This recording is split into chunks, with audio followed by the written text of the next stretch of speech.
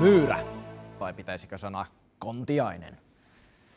Seuraavaksi katselemme eteläkarjalalaisen miehen puunhakkaamista.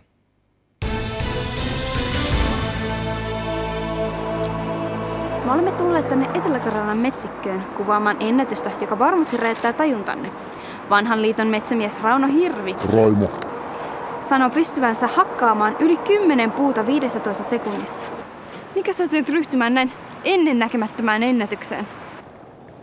Mä oon iskän kanssa kaatanut noita puita ennenkin ja tällaiselle miehellehän tuo ihan helppo homma, kun kainaloa vaan ja vääntää poikki ja pistää pinoa. Kyllä. No, miten aioit pystyä tällaiseen suoritukseen?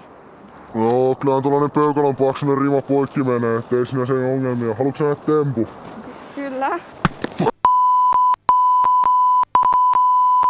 Sehän oli huimaava suoritus. Hyvin.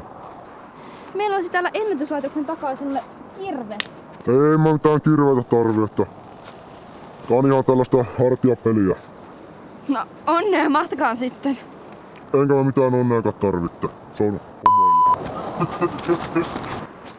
N-Y-T.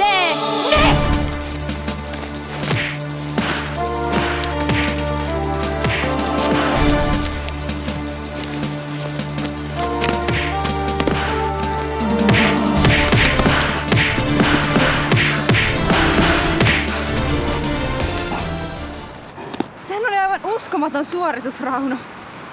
Kiitos, mä oon satsannut tommosia. No, mitkä on nyt tunnelmat? Eikö tässä saunaan lähdetä viihtomaan selkiä? Jo, tän ennätyksen jälkeen on hyvä lähteä takaisin studioon.